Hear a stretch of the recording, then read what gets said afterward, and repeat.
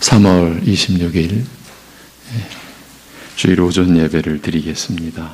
찬송가 258장 찬송입니다.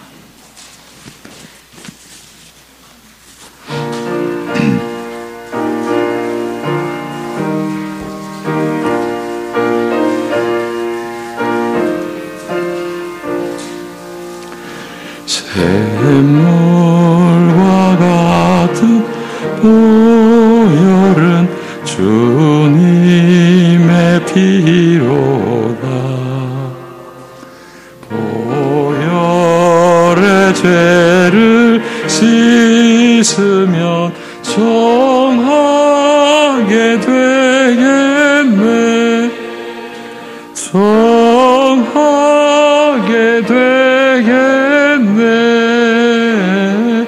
정하게 되겠네. 보혈의 죄를 씻으면 정하게 되겠네. 저도적 회개하고서 보혈에 씻었네. 저도적 같은 이 몸도 죄 씻기 원하네. 죄 씻기 원하네. 죄 씻기 원하네. 저도적 같은 이 몸도 죄 씻기 원하네. 죄속함 받은 백성은 영생을 얻겠네. 샘솟듯 하는 피권세 한없이 크도다. 한없이 크도다. 한없이 크도다. 샘솟듯 하는 피권세 한없이 크도다. 258장 하신 피곤이 그 사랑 한없네. 살 동안 받는 사랑을 늘 찬송하겠네. 늘 찬송하겠네. 늘 찬송하겠네. 살 동안 받는 사랑을 늘 찬송하겠네.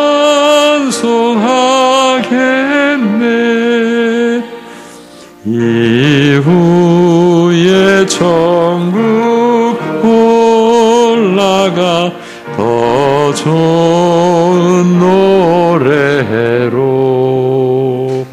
날 구속하신 은혜를 늘 찬송하겠네.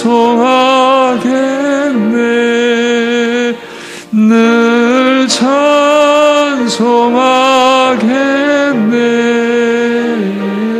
늘 찬송하겠네.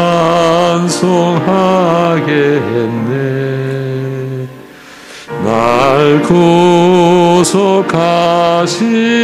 은혜를 늘 찬송하겠네. 아멘. 이제 우리 함께 사도신경으로 신앙 고백 드리겠습니다. 전능하사 천지를 만드신 하나님 아버지를 내가 믿사오며 그 외아들 우리 주 예수 그리스도를 믿사오니 이는 성령으로 잉태하사 동정녀 마리아에게 나시고 본디오 빌라도에게 고난을 받으사 십자가에 못 박혀 죽으시고 장사한 지 사흘 만에 죽은 자 가운데서 다시 살아나시며 하늘에 오르사 전능하신 하나님 우편에 앉아 계시다가 저리로서 산 자와 죽은 자를 심판하러 오시리라. 성령을 믿사오며 거룩한 공회와 성도가 서로 교통하는 것과 죄를 사하여 주시는 것과 몸이 다시 사는 것과 영원히 사는 것을 믿사옵나이다. 아멘.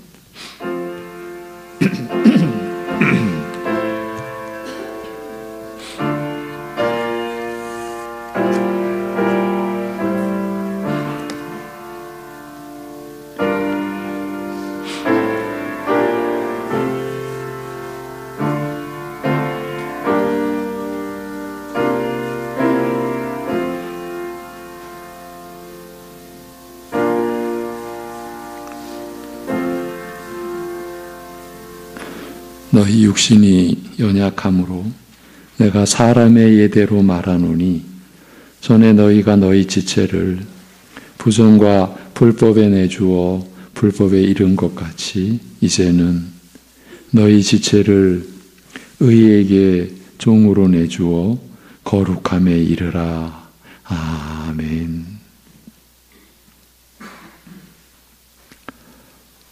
우리를 구속하셔서 거룩함에 이르는 길 위에 세워주시고 영생의 나라를 향하여 살게 하신 우리 아버지 하나님, 이 예배를 허락하여 주셔서 우리의 심령 속에 하나님을 예배하고자 하는 심령을 허락해 주셔서 이렇게 모여 경배와 찬송을 드리오니 우리의 찬양과 기도를 받으시옵고 우리를 새롭게 하시는 생명의 말씀을 내려주시는 귀한 예배로 인도하여 주옵시고 우리의 마음이 오직 이 예배에 온전히 마음을 쏟고 하나님을 향할 수 있게 하여 주시옵소서. 예수님의 이름으로 기도합니다. 아멘. 일어나셔서 26장 찬송을 드립니다.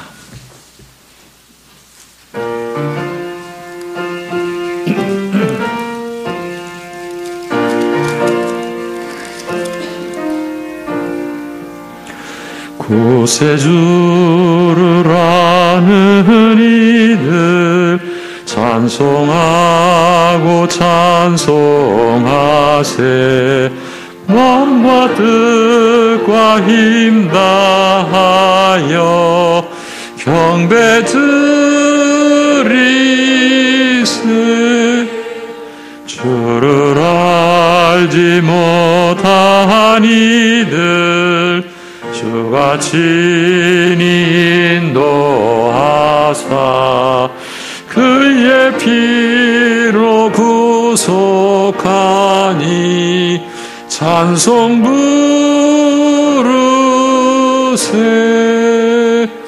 약한 사람 도움받아 시험 중에 참게 되니 모든 죄를 이기림은 믿음뿐이나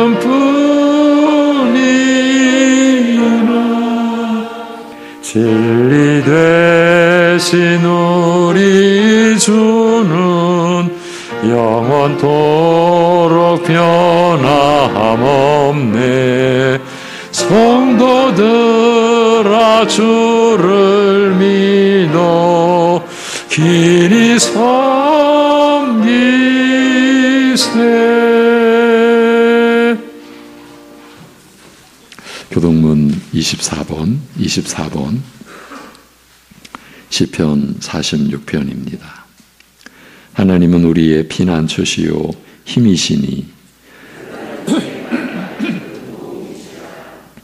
그러므로 땅이 변하든지 산이 흔들려 바다 가운데에 빠지든지 바닷물이 솟아나고 뛰놀든지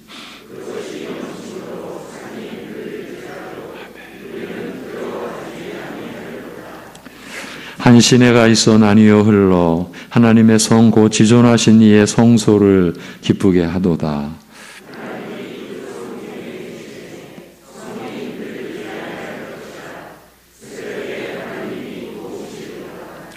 그가 땅 끝까지 전쟁을 쉬게 하시며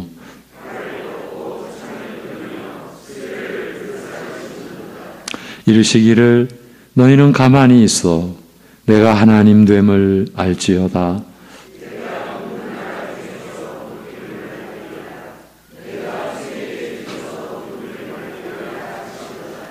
만군의 여호와께서 우리와 함께 하시니 야곱의 하나님은 우리의 피난처시로다. 아멘.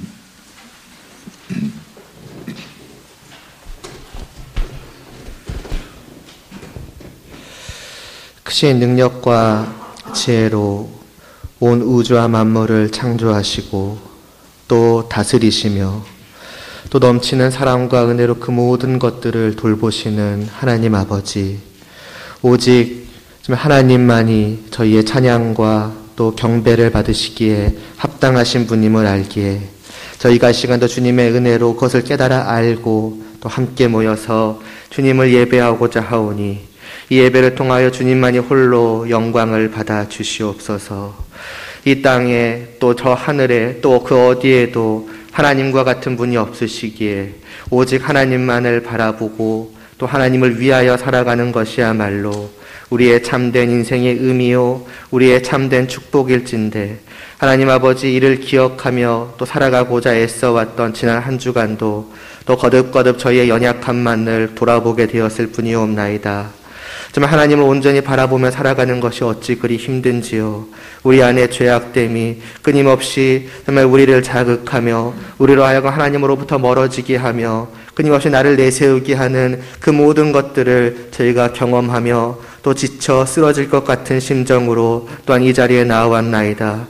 하나님 아버지 이러한 저희들을 긍휼히 여겨 주시옵시고 은혜로 감싸 안아 주시옵시고 일으켜 세워 주시옵시고 저희의 심령 가운데 오직 하나님만으로 가득할 수 있도록 하여 주시옵소서. 이 시간을 통하여 우리 안에 또 나도 또 나의 의도 또 우리의 그 육신의 모든 생각으로 바라보던 그 모든 것들도 다 사라질 수 있게 하여 주시옵시고 오직 우리의 마음에 하나님만이 주인 되시고 하나님만이 주장하여 주시옵시고 오직 하나님을 즐거워하는 것으로 우리가 가득 찰 수 있게 하여 주시옵시고 그러한 우리의 온 영혼으로 온 마음으로 온 힘을 다하여서 하나님을 예배할 수 있는 그런 복된 시간 또한 은혜의 시간이 될 수 있도록 하여 주시옵소서. 하나님 아버지 또한 진리의 말씀을 저희에게 내려주시니 감사를 드리옵나이다. 이렇게 지혜롭지 못하고 부족하고 아무것도 알지 못하는 저희들을 깨우치시고자 정말 사랑으로 말씀하여 주시오니 그 모든 말씀을 하나님의 말씀으로 들을 수 있게 하여 주시옵시고 정말 그 말씀 앞에서 저희들이 정말 무너져 내릴 수 있도록 하여 주시옵시고 오직 그 말씀만이 저희 안에 채워질 수 있게 하시고 저희를 세우게 하시고 저희를 인도하게 하여 주시옵소서. 정말 그 말씀을 통해 저희의 모든 것이 변화되게 하여 주시옵시고 이전에 하나님을 정말 알지 못하던 것처럼 또 살아갔던 또 하나님을 따르지 못하며 살아갔던 그 모든 삶들이 그런 저희의 마음들이 온전히 변화되어서 이제는 오직 하나님만을 바라보는 그러한 새로운 마음으로 거듭날 수 있도록 하여 주시옵시고 그러한 저희들의 정말 모든 삶의 걸음걸음을 통하여서 하나님께만 오직 영광을 돌려드리는 하나님의 그러한 저희들 될 수 있도록 은혜를 베풀어 주시옵소서. 그러한 성도된 저희 모두가 온 교회가 정말 이 시간 드리는 그 모든 시간을 통하여서 다시 한번 하나님만이 영광 받으시기를 간절히 소원하오며 예수님의 이름으로 기도드리옵나이다. 아멘.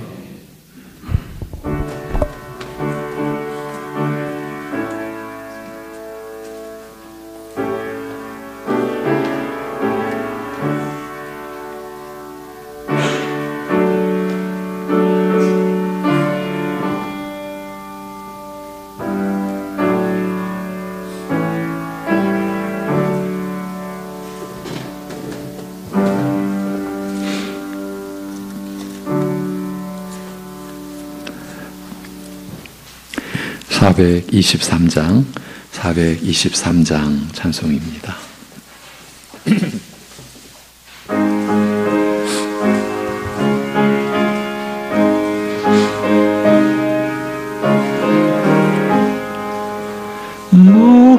무엇보다도 더 검은 죄로 물든 마음이 이 눈보다 보이게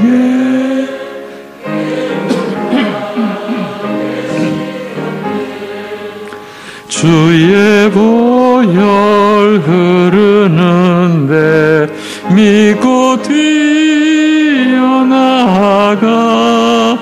주의 은혜 내가 입어 깨끗하게 되었네. 모든 의심 걱정과 두려움이 사라져 슬픈 탄식 변하여 기쁜 찬송 되었네. 주의 보혈 흐르는데 믿고 뛰어나가 주의 은혜 내가 입어 깨끗하게 되었네. 세상 부귀영화와 즐겨하던 모든 것 주를 믿는 내게는 분토만도 못하다. 주의 보혈 흐르는데 믿고 뛰어나가 주의 은혜 내가 입어 깨끗하게 되었네. 나의 모든 보배는 저 천국에 쌓였네. 나의 평생 자랑은 주의 십자가로다. 주의 보혈 흐르는데 믿고 뛰어나가 주의 은혜 내가 입어 깨끗하게 되었네. 아멘.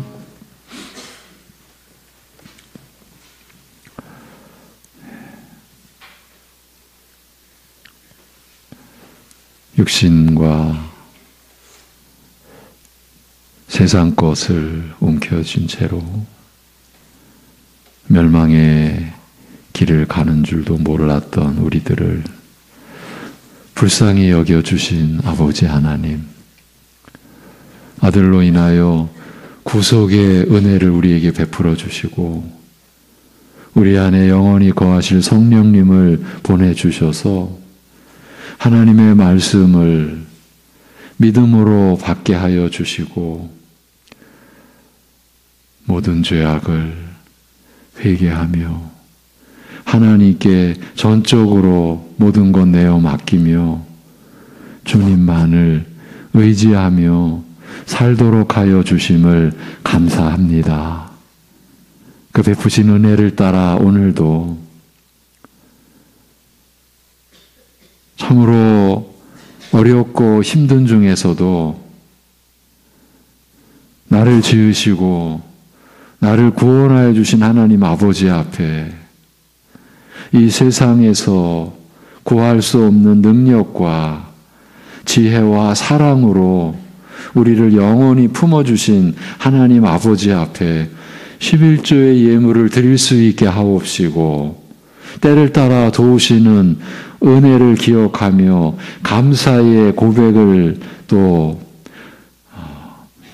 예물로 드리며 주님의 나라를 섬기고자 하는 간절함으로 선교와 건축과 날마다 베푸시는 일용할 영육간의 양식의 은혜를 기억하고 주일의 예물을 성미를 올려 드리오니 주께서 받으시옵고 우리의 마음을 받아 주시옵시고 또한 우리의 마음을 붙들어 주셔서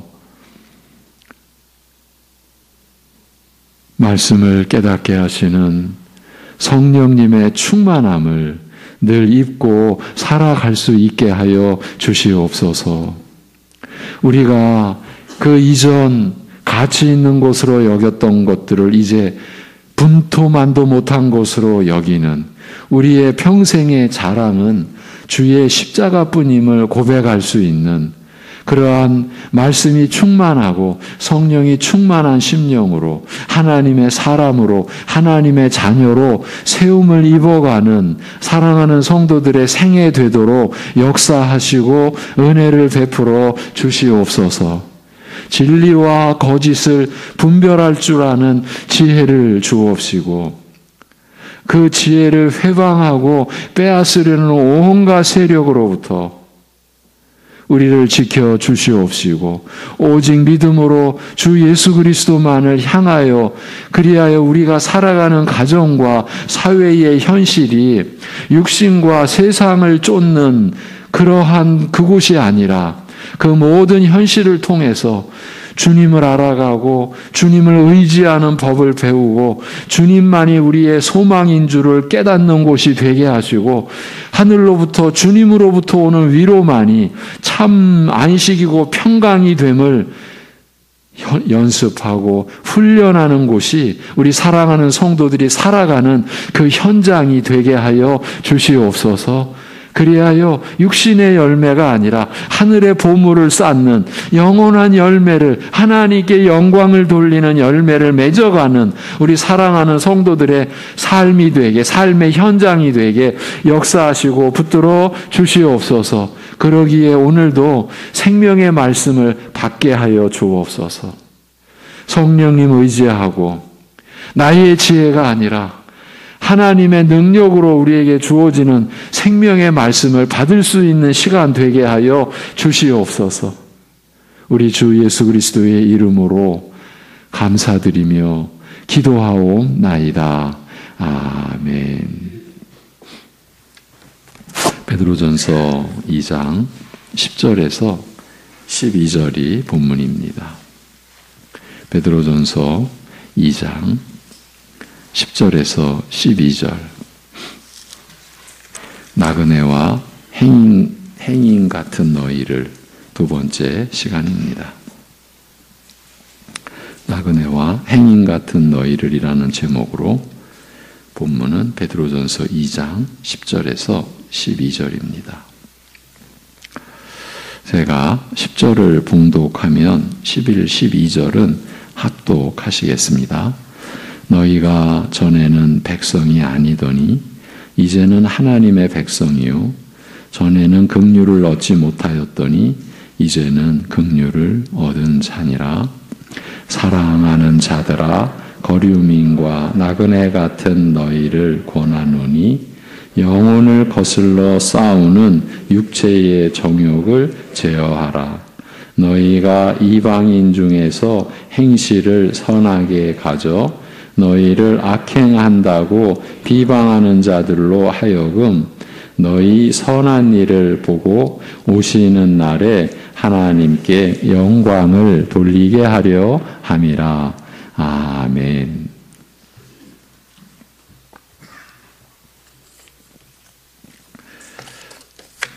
하나님의 말씀 앞에서 여러분이 아멘이라고 화답하는 것이 여러분 신기한 일입니다. 너무나 놀랍고 복된 일입니다. 세상 대다수의 사람들은 전혀 가치 없는, 가치를 인정해 주어도 그저 나쁜 얘기는 아니니까, 그저 좋은 말이니까, 이 정도로 여기는 이 성경의 말씀을 여러분은 여러분의 영혼으로, 마음으로 아멘이라 이렇게 화답하시는 것이 얼마나 놀라운 일인지를 해가 갈수록 더 느끼시고 그 놀라움을 누리시는 여러분이 되시기를 바랍니다. 베드로전서 1장에서는 그리스도의 부활로 말미암아 중생의 은혜를 입은 것을 일깨우는 것으로 시작한 다음 이것이 하나님의 썩지 않을 말씀으로 영원한 말씀으로 거듭난 은혜임을 재확인하는 것으로 마치는 등 우리 믿는 자가 입은 은혜를 시종 중생의 관점에서 설명하고 있습니다. 그렇습니다. 우리 믿는 사람들은 다시 태어난 사람들입니다. 그러면 어떻게 죽고 어떻게 다시 태어난 것입니까? 그리스도와 함께 죽고 그리스도와 함께 다시 산 것입니다. 이것이 교회를 이루는 본질입니다. 예. 여러분의 믿음의 그 삶은 결코 육적인 차원이 될 수 없습니다. 예. 그래서 영적인 차원이다. 영원한 차원이다. 우리가 그렇게 고백하는 것입니다. 그리스도와 함께 죽고 그리스도와 함께 다시 살았습니다. 우리가 여기서 세례의 개념도 나옵니다. 우리가 세례받았다는 것은 곧 그리스도와 함께 죽었다는 뜻입니다. 예. 그래서 우리 죄로 죽으신 그리스도와 함께 우리도 죄에 대하여 죽었고 우리 옛사람이 죽은 겁니다. 또 우리를 의롭다 하시기 위하여 다시 살아나신 그리스도와 연합된 우리도 새 생명을 따라 의에 대하여 그리고 하나님을 향하여 다시 살게 된 것입니다. 이 전체를 가리켜 베드로 사도는 우리가 그리스도의 부활로 말미암아 중생 곧 거듭남의 은혜를 입었다고 한 것입니다.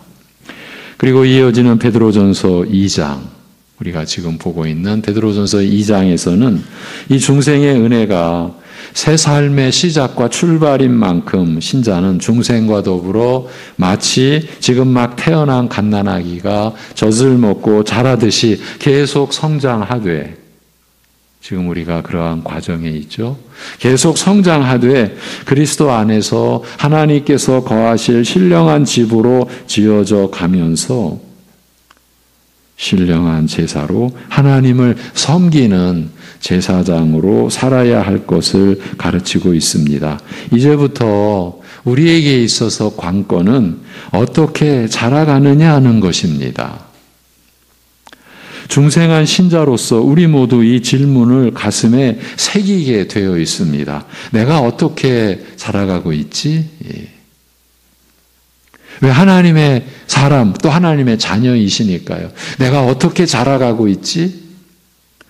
그 중심으로 이후에 이어지는 말씀을 받아야 한다는 뜻입니다. 자기 스스로는 하나님의 사람, 하나님의 자녀로 자라갈 수가 없기 때문입니다. 무슨 수로 자라가겠습니까? 그런데도 자기 뜻대로 자기 식대로 자라가겠다는 것은 자신은 그리스도의 부활로 말미암아 중생의 은혜를 입었다는 사실을 거부하는 것과 같습니다. 나는 내 식대로 살 거고 내 식대로 자라갈 거야. 중생의 은혜를 입었다는 것을 그것은 거부하는 것입니다. 이럴 수는 없는 것 아닙니까? 바로 이어지는 말씀을 보십시오. 우리 믿는 자로 하여금 중생케 하사 이런 영적 제사로 하나님을 거룩하게 섬기며 살아가는 은혜를 베푸신 것을 두고 이르기를 오직 너희는 택하신 족속이요 왕 같은 제사장들이요 거룩한 나라요 하나님의 특별한 소유로 삼으신 그 백성이 되는 은혜를 입은 것이라고 밝히면서 이런 은혜를 베푸신 목적에 대해서도 알리되 이는 너희를 어두운 데서 불러내어 그의 기이한 빛에 들어가게 하신 이의 아름다운 덕을 선포하게 하려 하심이라고 밝힙니다. 죄와 허물로 죽어 있어 이 세상 풍속을 쫓으며 공중의 권세 잡은 자 곧 불신자들 가운데서 역사하는 영의 지배 아래에서 육체의 욕심을 따라 행하여 다른 사람들과 같이 본질상 진노의 대상이었던 그런 우리를 죽은 자 가운데서 아들을 살리신 그 권능으로 살리시고 우리를 그 권능으로 살리시고 아들의 거룩한 형상을 담게 하신 은혜를 두고 이르시되 어두운 데서 불러내어 그의 기이한 빛에 들어가게 하신 일이라고 말합니다. 여러분, 우리를 구원하셔서 아들의 거룩한 형상을 닮아가게 하셨다. 우리를 선택하시고 구원하신 목적이 여기에 있는 겁니다. 거룩한 삶을 살라, 거룩한 길을 가라. 이것은 오직 아들의 거룩한 형상을 담게 하신 그 은혜를 가리키는 것입니다. 여러분 한 분 한 분이 우리 위에 죽으시고 우리 위에 다시 살아나신 예수 그리스도의 그 거룩한 형상을 닮아가는 것이 인생의 목적인 겁니다. 이게 신자의 생애에서 일어나는 일입니다.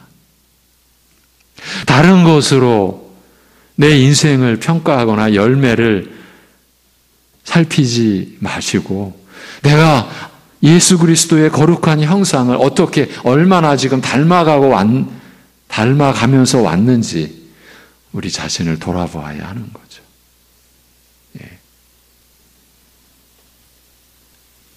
어린 나이 같이 제가 좀 표현해 보겠습니다. 싫으십니까? 제가 노골적으로 표현한 겁니다. 언짢으십니까? 왜 내가 아들의 형상을, 그 거룩한 형상을 닮아가며 살아야 돼? 내 인생인데? 여러분, 이 정도 되면 이렇게 우리가 나갈 수 있다면 죄송하지만 우리는 신자의 길을 포기한 거죠. 예수 믿는 것을 그냥 버리겠다, 거부하겠다 그런 거죠. 그저 어린아이 같이 이렇게 표현해 드려서 우리 자신을 좀 더 정확하게 우리 각자 자신을 살펴보도록 도와드리려는 그러한 표현이었습니다. 제가 말씀을 준비하면서 그러한 식으로는 그렇게 준비를 못합니다. 그런데 말씀을 전하면서 좀 더 우리 자신에게 솔직해지자 그런 심정을 그렇게 한번 표현해 드렸습니다.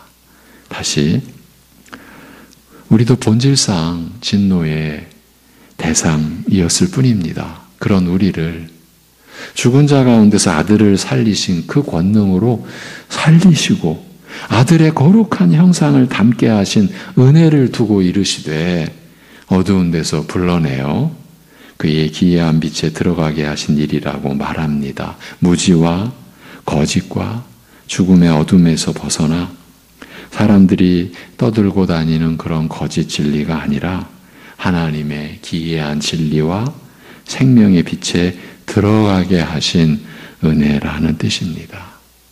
하나님께서 여러분을 위해서 그러한 일을 이루신 거예요. 여러분에게 행하신 거예요. 이런 은혜를 우리에게 베푸신 목적에 대하여 밝히되 우리로 하여금 이러한 기이한 은혜를 베푸신 하나님의 그 아름다운 덕을, 하나님의 그 온전하신 성품을, 하나님의 영광을 선포하게 하기 위해서라고 말합니다. 신자된 여러분이 살아가는 것이 하나님의 성품을 나타내고 하나님의 아름다운 덕을 드러내고 하나님의 영광을 이 세상에 선포하게 하기 위해서라는 것입니다.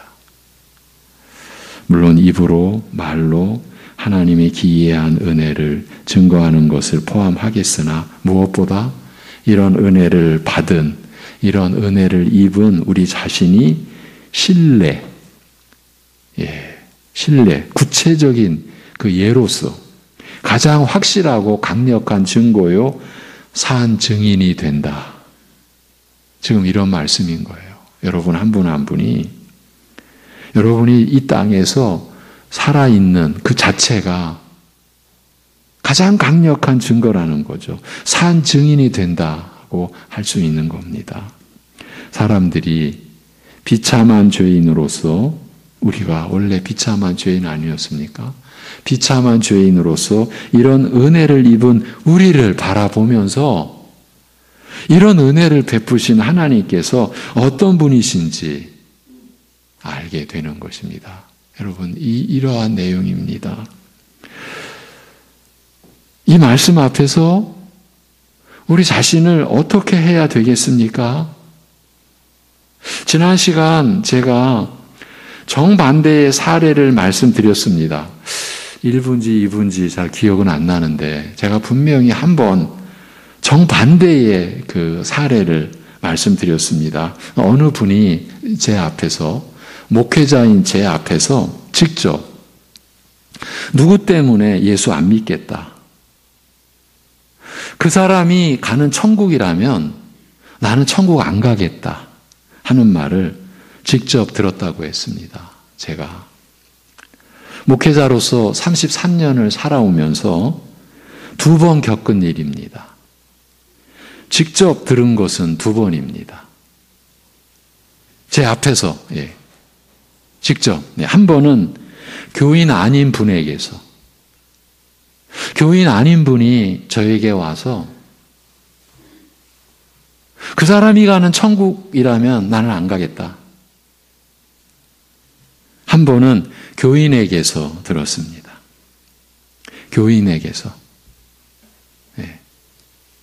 누구누구 때문에, 교인인데 누구누구 때문에 나 예수 안 믿겠다. 그리고 교회를 떠나갔어요. 제가 2번 겪은 일입니다. 그 중에 한 분은 나중에 다시 돌아온 것을 제가 확인했고, 한 분은 확인을 못했습니다. 그래서 저도 나 때문에 예수님을 믿지 않겠다라고 하는 이가 있지 않을까, 이런 생각을 하지 않을 수가 없었습니다. 누군가 나 때문에 나 예수 안 믿겠다, 그런 사람이 있지 않을까? 아니, 있겠지, 이런 생각을 했었습니다. 여러분은 어떠십니까?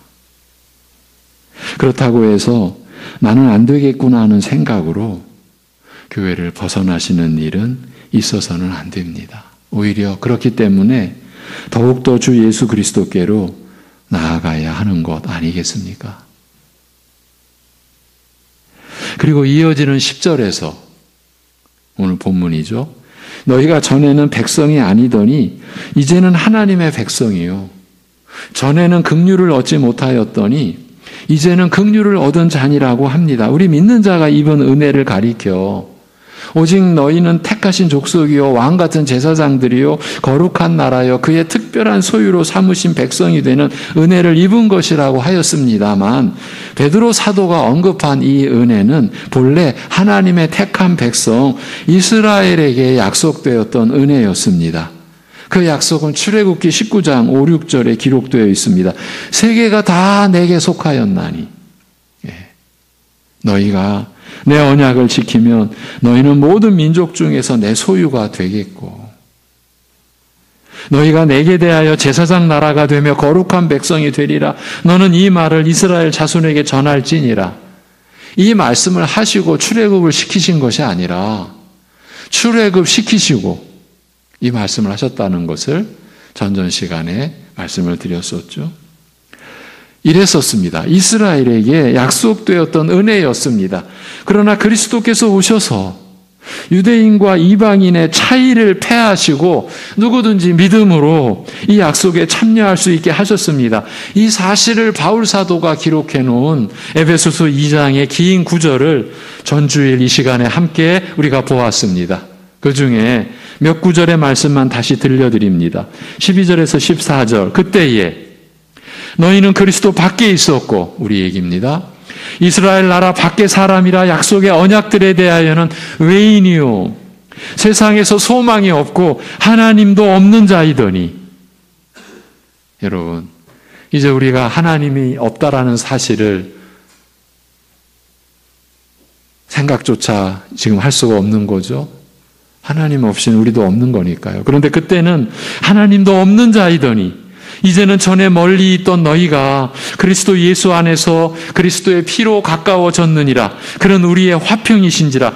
둘로 하나를 만드사. 이 둘은 유대인과 이방인, 이스라엘 민족과 세상 모든 족속, 그 둘로 하나를 만드사 원수된 것, 그 중간에 막힌 담을 자기 육체로 허시고, 이렇게 말씀하시고 18절에서 19절. 이는 그로 말미암아 우리 둘이, 유대인과 이방인 둘이 한 성령 안에서 아버지께 나아감을 얻게 하려 하심이라. 그러므로 이제부터 너희는, 이제 우리 얘기입니다. 너희는 외인도 아니요 나그네도 아니요 오직 성도들과 동일한 시민이요 하나님의 권속이라고 합니다. 이렇게 그리스도께서 열어놓으신 이 은혜의 길을 따라 우리 이방인도 이스라엘에게 약속하신 축복에 참여하게 된 것을 두고 오늘 말씀은 너희가 전에는 백성이 아니더니 이제는 하나님의 백성이요 전에는 긍휼을 얻지 못하였더니 이제는 긍휼을 얻은 자니라고 말하는 것입니다. 하나님의 백성이 되는 데 있어서 유일한 조건, 하나님의 긍휼을 얻는 것, 이것도 연결되어 있는 거죠. 우리가 하나님의 백성이 되는 것이 우리의 그 무엇으로 된 것이 아닙니다. 오직 하나님의 긍휼로 인하여, 그 인자하심으로 인하여, 그 긍휼을 입어서인 거예요. 우리를 돌아봐 주신 것이에요. 우리를 불쌍히 여겨주신 것이에요. 그런데 이 부분에서 베드로전서는 내용적으로 구분이 되고 문단이 나뉘면서 하나님의 종으로 살라는 새 문단이 전개가 됩니다. 이 연결은 어찌 보면 당연하고 또 자연스러운 것입니다. 앞에서 보았듯이 베드로전서 2장에서는 우리 믿는 자들은 중생과 더불어 마치 지금 막 태어난 갓난아기가 젖을 먹고 자라듯이 계속 성장해 가되 그리스도 안에서 하나님께서 거하실 신령한 집으로 지어져 가면서 신령한 제사로 하나님을 섬기는 제사장으로 살아야 할 것을 가르친다고 하지 않았습니까? 그리하여 사도 베드로는 하나님을 섬기는 제사장으로 살아야 할 우리 믿는 자들에게 하나님의 종으로 살라는 이 권면을 구체적으로 하는 것이에요. 본문 11절 12절입니다.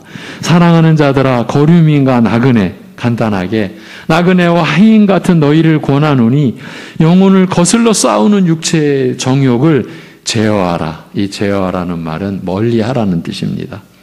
너희가 이방인 중에서 행실을 선하게 가져 너희를 악행한다고 비방하는 자들로 하여금 너희 선한 일을 보고 오시는 날에, 공고하시는 날에 하나님께 영광을 돌리게 하려 함이라고 합니다.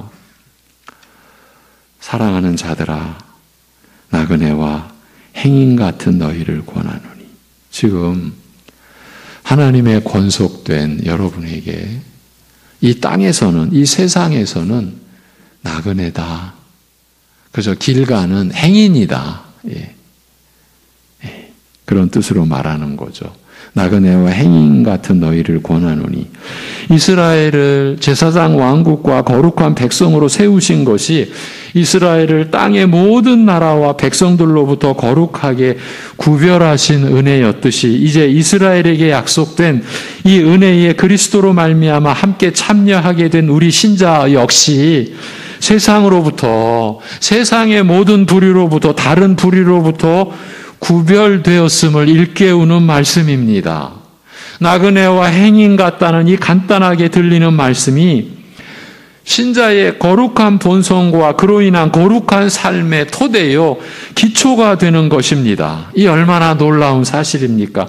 그렇기 때문에 요한 1서에서 정의된 육신의 정욕, 안목의 정욕, 이생의 자랑뿐인 이 세상의 본질과 신자가 구별되었다는 이 사실이 우리 믿는 자들의 의식과 삶의 토대가, 기초가 되지 않는다면 이후의 말씀이 무용지물이 될 수 있는 거예요, 자칫. 신자들, 그들은 이제 세상에서 살아가면서 마치 남의 땅, 낯선 곳에 잠시 거주하게 된 타곳, 타 지방 사람이나 나그네와 같이 발붙일 곳을 얻지 못하고 항상 외톨이로 겉도는 처지가 된 것을 일깨우는 말씀입니다. 신자의 이 땅에서의 이 모습이 이렇다라는 거예요. 발붙일 곳을 얻지 못하고 항상 외톨이로 겉도는 그런 처지가 되었다라는 것이에요. 그래서 우리 신자들은 이 세상 안에서 아무리 오랫동안 섞여 살아도 여기가 바로 내가 속한 곳이라, 나도 저희와 하나라, 한 마음이 되어 함께 하리라는 생각이 들지 않는, 생각이 들 수 없는, 그래서 생소함과 외로움을 느끼면서 롯이 소돔 성에서 저들의 타락한 성품과 행실을 접하면서 날마다 의로운 심령이 상하였던 것처럼 보고 듣는 것마다 우리 속에서 걸러내고 씻어내면서 상하고 무너진 것을 다시 고치고 세우면서 살아가야 하는 것입니다. 지난 시간 분명히 우리 믿는 자들을 향한 말씀인데도 이 말씀이 우리로 하여금 오히려 생소함을 느끼게 하는 면이 있다고 말씀을 드렸습니다. 그만큼 믿음의 내용에 있어서 지금 우리는 불안하다, 나아가 위험하다, 그런 뜻입니다. 세상과의 구별된 의식에서 우리는 지금 너무 약하지 않습니까? 제가 예전, 그 한 30여 년 전, 제가 청년부 담당 교역자로 중고등부와 청년부를 같이 지도하는데, 이들을 세우는데, 고등학교를 졸업하고, 이제, 그 이후에 과정을 마치고 취직을 하게 됐어요. 이 청년이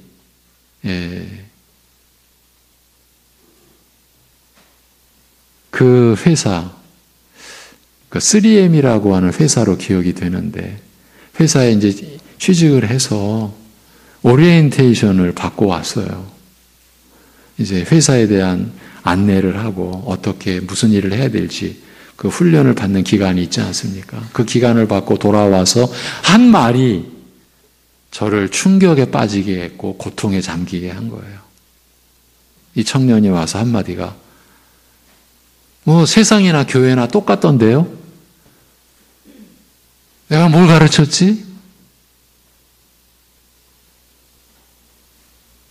잊을 수가 없는 순간이었습니다. 내가 말씀을 가르친 건가?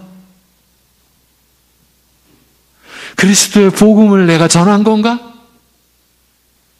그 청년은 자기 형편에 맞게 그냥 교회를 왔다 갔다 하는 그런 청년이 아니었습니다. 그 당시는 이제 여건이 허락되어져서 지금은 안 됩니다. 금요일 밤마다 금요 기도회, 이제 장년부 금요 기도회 마치면 저는 그 청년들과 함께 밤을 샜습니다. 매주 찬송도 부르고 말씀도 다시 확인하고 그랬었는데, 그 중에 한 명이었는데, 목사님, 세상과 교회가 같네요. 교육자로서의 어떻게 보면 치명적인 상처요, 좌절의 순간이었죠. 그런 과정을 겪으면서 이 목회자도 하나님의 붙드심 속에서 지금까지 온 거죠, 여러분. 저는 그렇게 생각합니다. 지금 우리의 믿음의 내용은 너무 불안한 상태다. 아니, 위험한 상태다. 신자들이 세상으로부터, 세상의 다른 모든 불의로부터 구별되었음을 일깨우는 말씀이 구체적으로 어떻게 주어집니까? 너희를 권하노니 영혼을 거슬러 싸우는 육체의 정욕을 제어하라. 먼저 내 밖이 아니라 내 안을 향한 말씀입니다. 바깥 세상으로부터 받는 유혹에 맞서 저항하며 상처를 치유하되 다시 회복하는 일도 결코 수월한 일이 아닙니다만 더욱 힘들고 고통스러운 것은 우리 안에서 일어나는 죄의 유혹과 충동입니다. 먼저 이 사실을 일깨워 주고 있어요. 베드로 사도가. 육체의 정욕이라는 말은 우리 육신 또는 육체와 관계된 욕망이라는 뜻이 아니라 더 구체적인 의미입니다. 육적인 욕망이라는 말이에요. 로마서에서 자주 언급하는 바 우리의 타락한 본래의 옛사람의 성품이 좋아하고 원하는 그 욕망을 뜻합니다. 이런 부끄러운 욕망이 끊임없이 우리의 심령을 거스르며 싸움과 전쟁을 벌인다고 하니 우리 속에서의 일입니다. 내 속을 들여다보지 못하는 남이야 내 속에서 어떤 일이 벌어지는지 그 고통을 짐작조차 하지 못하나 남이 알지 못하는 부끄러운 욕망과 욕심과 정욕과 그것들과 더불어 날마다 싸워야 하는 그 고통을 어찌 가볍다 하겠습니까? 바깥에서 들어오는 죄의 유혹이야 눈 질끈 감고 보지 않거나 접촉을 끊으면 그나마 줄어들기라도 하겠으나 시도 때도 없이 불쑥불쑥 내 속에서 허락도 없이 덤벼드는 내 속의 죄와는 어떻게 싸워야 할지 대책이 없어 손 놓고 주저앉는 때가 드물지 않습니다. 이게 우리의 현실 아닙니까?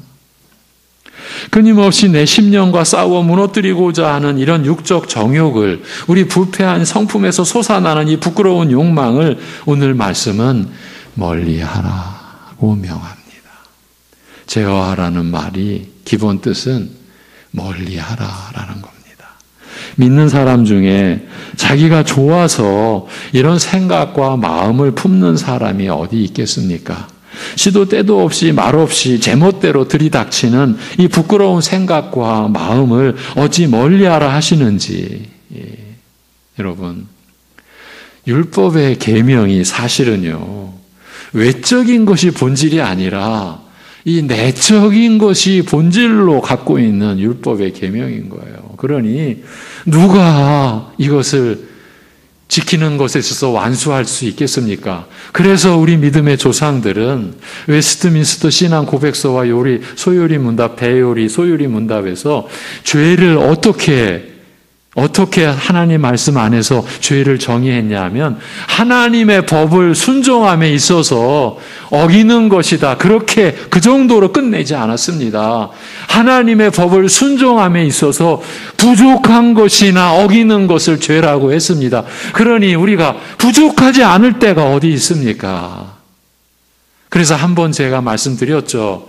우리 목사들이 모여서 우리를 가르친 선생님에게, 교수님에게, 은퇴하신 어르신께 찾아가서 한 번은 우리 동기 중에 한 명이 목사님, 죄가 뭡니까? 가만히 그 질문을 받으시고 한참이죠. 가만히 계시더니 그동안 우리는 또 가만히 있는 거죠. 선생님이 무슨 말씀하실까? 이게 지금 다 목사들의 얘기입니다. 가만히 계시더니 고개를 드시고서 사는 게 죄죠. 그때 우리는 아무 말씀도 더 드릴 수가 없었어요. 그래서 가만히 서로가 사는 게 죄지. 그래서 주님께서 기도를 가르쳐 주시면서 날마다 일용할 양식을 구하라고 하시면서 그 다음에 우리의 죄를 사하여 주옵시고 날마다 이렇게 기도하라고. 하나님의 법을 순종함에 있어서 부족하거나 어기는 것을 죄라. 우리는 항상 부족할 수밖에 없는 거죠. 그러니 죄 가운데 있는 거죠. 그러한 우리를 믿음으로, 오직 그리스도를 믿음으로 의롭다 여겨주시는 분이 우리 아버지 하나님이신 거예요. 그러니 여러분, 우리가 하나님 나라의 교회 안에서 교만해진다라고 하는 게 이게 참 이러한 그 말씀을 나누는 가운데 생각해 보면 기가 막힌 거죠. 교만하다라는 것이. 사실은요, 교만하다라고 하는 건요, 아무것도 모른다라고까지 말을 해도 됩니다.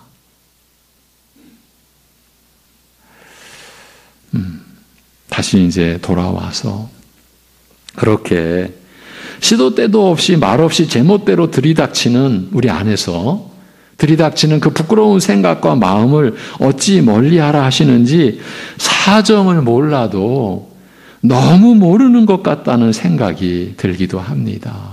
그렇죠?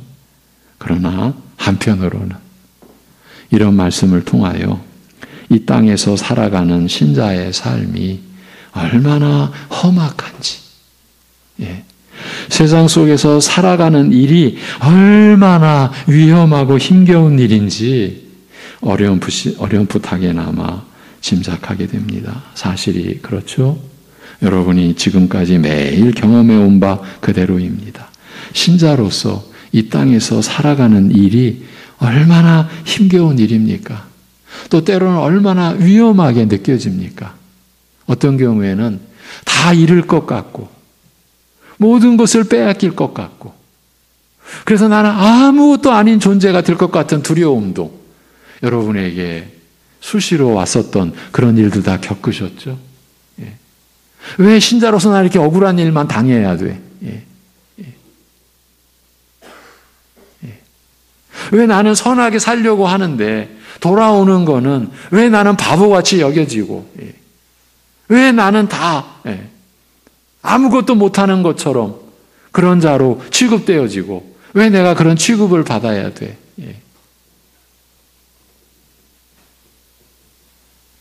지난주 여러분 중에 한 분에게 받았던 질문 중에 하나입니다. 신자로서 그렇게 살아야 됩니까? 제가 뭐라고 답변을 드렸겠습니까? 그렇게 사셔야죠. 그런데 그렇게 말씀드리는 제 심정이 어떻겠습니까? 목사로서 하나님 앞에 회개하는 것 중에 제가 기억나는 그 중에 하나가 여러분의 삶을 가볍게 여길까 봐. 혹시 제가 우리 신자들의 삶을 가볍게 여기고 있는 것은 아닌지 하는 그 깨달음을 주신 가운데 제가 회개한 적이 기억이 납니다. 하나님 아버지 앞에. 몇 날 며칠을. 믿음으로 이 세상 속에서 그렇게 살아가고자 하는 우리 성도들의 삶이 얼마나 험악한지, 얼마나 힘들고 위험한 건지 혹시 제가 경시하고 성도들의 그 심정을 이해하지 못한 채로 나도 하지 못할 것을 성도님들에게 짐만 지운 것은 아닌지 하는 그런 깨달음을 언젠가는 주셔서 제가 한참 괴로워하면서 회개했던 기억이 있습니다. 용서해 주십시오.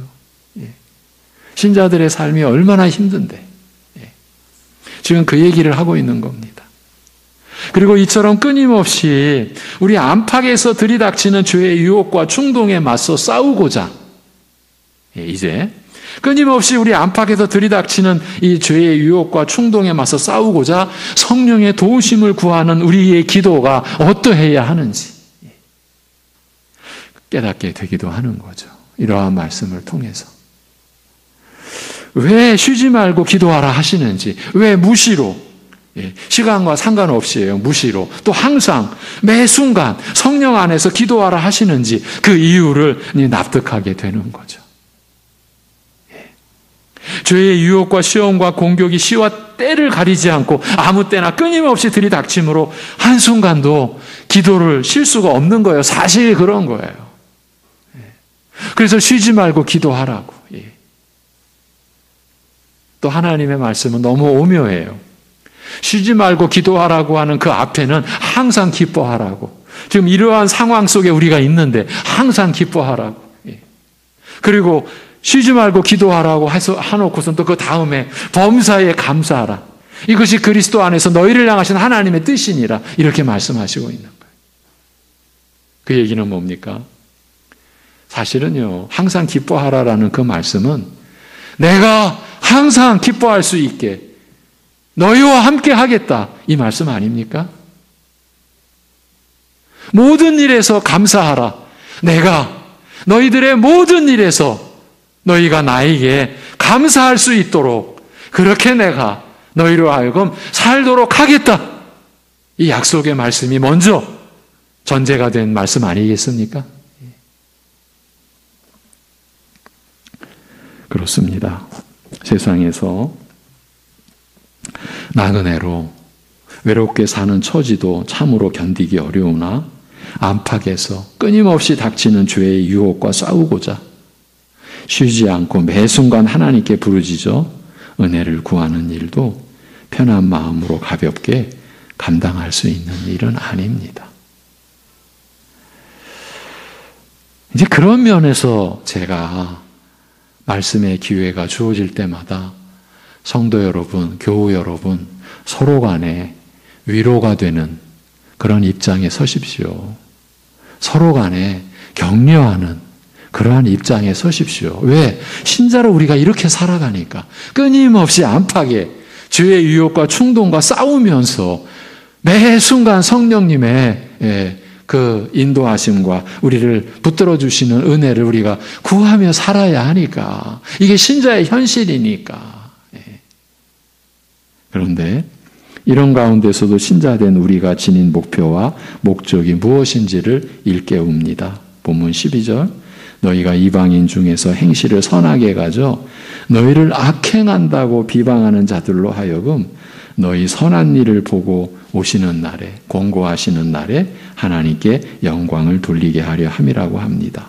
이 편지를 받게 될 교회를 향하여 너희가 전에는 백성이 아니더니 이제는 하나님의 백성이요 전에는 긍휼을 얻지 못하였더니 이제는 긍휼을 얻은 자니라고 한 만큼 본래 이방인으로서 믿게 된 교회임을 암시하고 있습니다만 약속과 상관없던 이방인으로서 이스라엘에게 약속된 귀중한 은혜를 입었으니 그가 지금까지 살아온 세계 곧 이방인으로서 하나님과 상관없이 살아온 그 사회에서 계속 살아갈 때 주의해야 할 일에 대하여 일깨우는 말씀이죠. 그렇죠?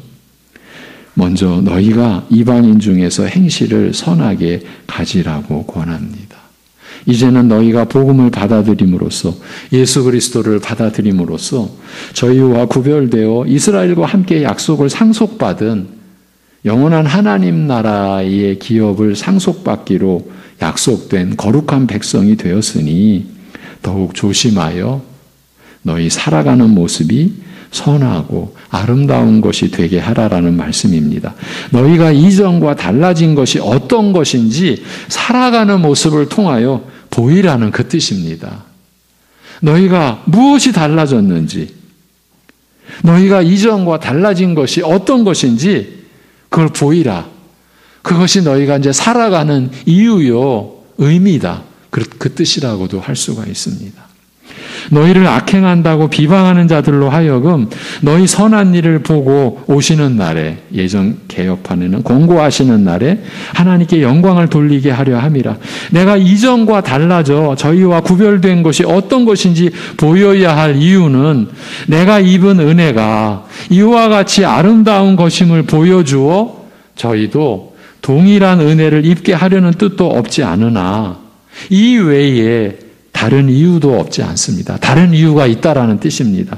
지금까지 한 사회, 한 직장의 울타리 안에서 똑같이 살던 사람이 갑자기 달라지게 되면 이런 변화를 긍정적으로 받아들이는 경우도 없지 않으나 대부분은 무관심하여 대수롭지 않은 것으로 받아들이며 때로는 내게 일어난 일, 내가 달라진 것에 대하여 매우 고가워하거나 반감을 품고 적의를 보이는 경우도 없지 않습니다. 지난주에 질문한 성도가 바로 이런 내용입니다. 제가 그랬습니다. 성도의 변화를 이 세상은 고가워한다. 달갑게 여기지 않는다. 오히려 조롱한다. 바로 그 얘기를 제가 지금 드리는 겁니다. 심지어 내게 일어난 일을 매우 악의적으로 왜곡하여 비난하는 경우도 적지 않습니다. 믿지 않던 사람이 믿게 되면 이전에 그를 알던 사람이 그의 달라진 모습에 불편해하면서 제가 뭔가 특별하다고 젠체하는가 불평하며 왜 우리가 살던 방식과 전통을 버리고 남의 것, 왜 남의 것이라고 합니까? 이스라엘의 것이라고 여기는 거죠. 모르니까. 남의 것을 좋다고 따르는가 비난하기도 하며 그에게 일어난 변화가 긍정적임에도 선하고 아름다운 것임에도 괜히 트집 잡아 악하다고 비난하는 경우도 없지 않습니다. 너희를 악행한다고 비방하는 자들로 하여금이라고 하였습니다만 심지어 내게 일어난 은혜로운 일에 대해서 악한 시선으로 보기도 하는 것입니다. 이처럼 믿는 자에게 일어난 선한 일을 두고서 오히려 악한 일이라 비난하는 어이없는 반응과 대접을 받더라도 믿는 자는 오직 선하고 아름다운 삶의 자세를 잃지 않아야 한다라고 말합니다. 끝으로 다시 보면서 마무리하겠습니다. 너희 선한 일을 보고 오시는 날에, 권고하시는 날에 하나님께 영광을 돌리게 하려 함이라. 이 말씀의 의미 속에서 우리 믿는 자가 그런 상황에서도 오직 아름다운 삶의 자세를 잃지 않아야 하는 근본적인 근거가 제시가 됩니다. 악의적이고 왜곡된 비난에도 불구하고 선하고 아름다운 삶의 모습과 자세를 잃지 않으면 그렇지 않으면 저희가 너희의 선한 일을 계속 지켜보는 중에 그 오시는 날, 권고하시는 날이 이르면 하나님께 영광을 돌리게 될 것이라고 말합니다. 이렇게도 볼 수 있다라는 거예요. 그런데 여기 오시는 날, 권고하시는 날을 긍정적으로 해석한다면 하나님께서 까닭 없이 비난하는 저희를 긍휼히 여겨 권고하시되 저희로 너희 선행을 계속 지켜보는 가운데 어느 날 감동을 받게 하사 그 마음을 돌이켜 믿게 하시면 저희가 이를 인하여 하나님께 영광을 돌리게 될 것이라는 뜻이 될 것입니다. 이런 의미가 이렇게 해석이 될 수가 있죠. 그러나 그 오시는 날, 이 권고하시는 날이라는 표현은 오히려 하나님께서 책임을 물으시는 날이라는 뜻으로 더 자주 사용되는 만큼 이 뜻을 따른다면 다음과 같이 해석할 수 있을 것입니다. 하나님께서 그들의 악행에 대하여 책임 물으시는 날에, 그렇죠. 신자들을 보고 신자들의 변화를 보고 조롱하고 악의적으로 왜곡하고 잘난 체 한다 그러고 그렇게 그들의 악행에 대하여 책임 물으시는 날에 너희가 저희 앞에서 보인 그 선한 모습이 너희의 선한 행실을 악평하여 비난하고 짓밟는데도 흔들림 없이 선한 행실과 자세를 포기하지 않고 계속 지킨 것이 저희에게 증거가 되어 저희로 변명할 말이 없게 할 것이라. 하나님의 심판이 정당함을 부인할 수 없게 하리라. 이런 뜻에서 하나님께 영광을 돌릴 것이라는 뜻이 될 것입니다. 이런 의미가 있는 거예요. 우리의 선한 행실이 현실에서 짓밟히는 경우가 있더라도 많이들 겪으셨잖아요. 그 선한 행실이 현실에서 짓밟히는 경우가 있더라도 하나님께서는 기쁘게 받으시고 그뿐만 아니라 하나님의 심판날에 귀한 증거로 쓰일 것이라는 이 말씀이 어떤 상황에서도 주님을 의지하며 믿음으로 살려는 분들께는 하늘로부터 임하는 진정한 위로가 될 것입니다. 베드로전서 2장이 신자는 중생과 더불어 마치 지금 막 태어난 갓난아기가 젖을 먹고 자라듯이 계속 성장해 가는 점에 대한 말씀임을 상기시켜 드리면서 마무리하겠습니다. 이런 모습으로 계속 성장해 가라는 뜻이 아니겠습니까? 기도하겠습니다.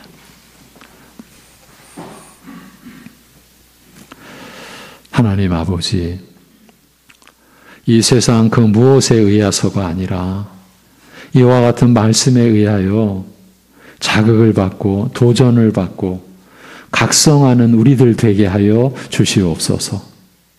성령께서 이 시간 이 말씀에 참여한 이 말씀을 듣는 모든 이들의 심령 속에 역사하여 주셔서 그 말씀이 역사하여서 우리가 살아가는 토대가 무엇이고 우리가 중심에 분명하게 지니고 있어야 할 살아가는 목표와 살아가는 이유와 그 내용이 어떠해야 하는지에 대한 분명한 내용을, 믿음의 내용을 우리가 갖출 수 있도록 은혜를 베풀어 주시옵소서. 하나님 아버지, 우리가 때로는 자기식대로 믿겠다고 하나님의 말씀은 건성으로 듣고 자신의 어떠한 생각과 아니면 그 누군가의 거짓된 그것에 우리의 귀를 빼앗겨서 그리하여 헛된 믿음의 내용과 헛된 믿음의 삶을 살아온 부분이 분명히 있음을 우리가 주님 앞에 아뢰고 회개하면서 하나님의 진리의 말씀 안에 그 진리 안으로 우리가 들어올 수 있도록 하신 하나님의 뜻을 헛되이 하지 아니하고 하나님의 은혜와 사랑을 헛되이 하지 않고 우리가 그 은혜를 따라 하나님의 말씀으로 하나님께서 기뻐하시는 아들의 거룩한 형상을 닮아가는 모습으로 우리 모두가 세워져가는 생애가 되게 하여 주시옵소서. 그것을 위해 우리가 말씀을 다시 읽고 다시 취하고 그리고 기도하면서 우리가 살아갈 수 있게 하여 주시옵소서. 사랑하는 성도들의 가정과 사회에서 살아가는 그 모든 것이 바로 이 말씀을 우리가 세워가기 위함이며 이 말씀을 훈련해 가는 것이며 이 말씀대로 우리가 나타내는 하나님의 그 아름다우심을 선하심을 나타내는 것이 우리가 살아가는 목적이고 이유라고 하는 것에 대해서 성령께서 깊은 깨달음과 확실한 믿음을 주셔서 우리가 이러한 믿음의 내용을 가지고 살아갈 수 있게 헛되이 살지 않게 인도하여 주시옵소서. 우리가 이러한 믿음의 의식 없이 내용 없이 살아왔다면 우리 일깨워 주셔서 회개케 하여 주시옵시고 이러한 말씀에 따라 우리가 바르게 살아갈 수 있게 인도하여 주시옵소서. 많은 어려움을 겪고 있는 우리 이웃, 가족, 지체들이 있습니다. 그 어려움과 그 고통 속에서도 주님이 우리와 함께 하심을, 주님이 동행하심을, 주님이 그 안에서 우리가 믿음으로 살 수 있는 힘을 주고 계심을 이 의식하고 그래서 믿음으로 더 그 은혜를 구할 수 있게 하여 주시옵소서. 모든 걸 주님께 의탁드리오며 주 예수 그리스도의 이름으로 기도하옵나이다. 아멘. 493장 찬송입니다. 493장.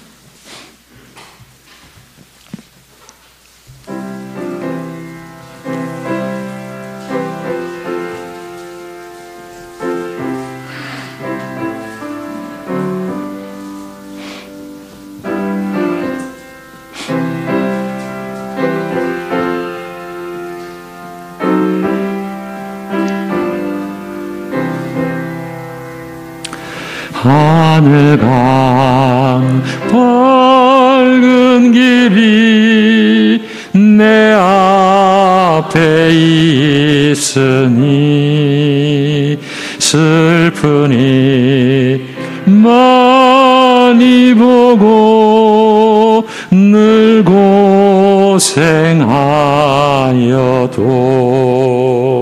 하늘 영광 밝음이 어두운 그늘 해치니 예수 공로 의지하여 항상 빛을 보도다. 내가 염려하는 일이 세상에 많은 중 속에 근심 막해 걱정 늘 시험하여도 예수 보 외로움 피 모든 것을 이기니 예수 공로 의지하여 항상 이기리로다. 내가 천성 바라보고 가까이 왔으니 아버지의 영광 중에 나지고 싶도다.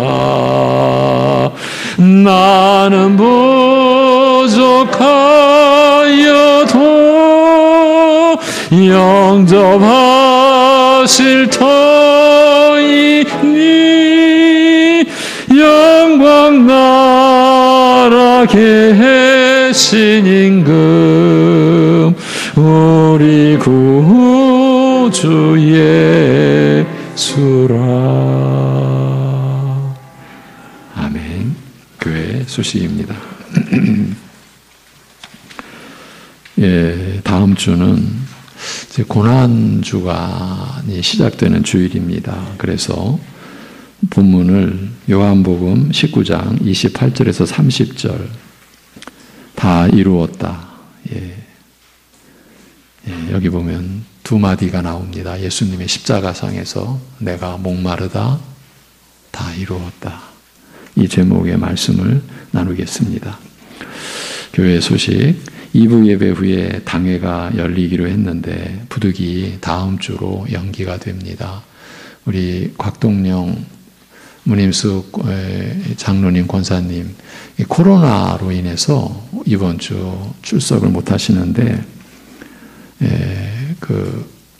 이번 당회가 이제 공동의회를 준비하는 당회인데 그 임직식 및 피택 관련 이제 담당 장로님으로 우리 곽 장로님이 수고를 하시게 되셔서 부득이 다음 주로 당회를 연기하기로 했습니다. 그 4월 일정을 보시면 4월 3일부터 다음 주간이죠. 고난주간 새벽 기도회를 갖고 4월 9일이 부활주일 감사 예배를 드리고 4월 10일 월요일은 경기선후회 정기노회가 있고 4월 16일이 셋째 주인데 4월 셋째 주인데 우리 예전 코로나 이전에 또 하나의 회복입니다. 각 전도회가 셋째 주에 원래를 가졌죠. 물론 이렇게 공고하는 거지 각 전도회별로 다른 주일날 원래를 가지셔도 됩니다. 이건 강제사항이라기보다는 공고사항입니다. 그날 함께 다 원래를 했기 때문에. 그리고 이제 5주차인 4월 30일 이제 우리 임직자를 세우기 위한 임시공동의회를 하게 됩니다. 이 준비된 내용은 다음 주 당회를 마치고 나서 여러분들에게 공지해 드릴 것이고요. 이를 위해서 기도해 주시기를 바랍니다. 제가 금요 기도회 때 이런 얘기를 했었습니다. 이 일꾼 세우는 것과 관련해서 자기 집보다 교회를 더 사랑하는 일꾼들을 세우셔야 된다. 제가 이렇게 기도 요청을 했는데 왜 제가 이런 기도 요청을 했습니까? 여러분, 교회의 일꾼은 일꾼입니다. 직분은 일꾼입니다. 이렇게 생각하시면 안 된다라는 것을 제가 명시해 드리기 위해서 그런 표현을 썼었습니다.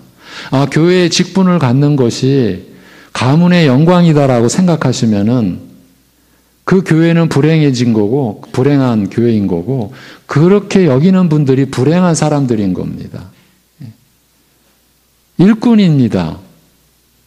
굳이 가문의 영광이라는 말을 쓰시려면 여러분이 구원받은 사실이, 여러분이 구원받아서 예수 그리스도의 영광에 들어가게 된 그 사실이 더할 나위 없는 영광입니다. 이보다 더 영광스러운 일이 있으면 안 됩니다. 그런데 안타깝게도 이 시대의 교회는, 우리 시대의 교회는 직분을 가문의 영광으로 여기기 때문에 교회가 굉장히 힘든 겁니다. 극복해 가야 합니다. 회개하면서. 그래서 제가 그렇게까지 말씀을 드렸어요. 자기 집보다 교회를 더 사랑하는 일꾼들이 세워져야 한다고. 그런 목표를 가지고 기도해 주시기 바랍니다. 그리고 이제 다음 주에 우리 교육관에 이제 공사를 위한 이제 계약을 맺고 실행에 옮기게 됩니다. 이것을 위해서도 관심과 기도를 가져주시기를 바랍니다.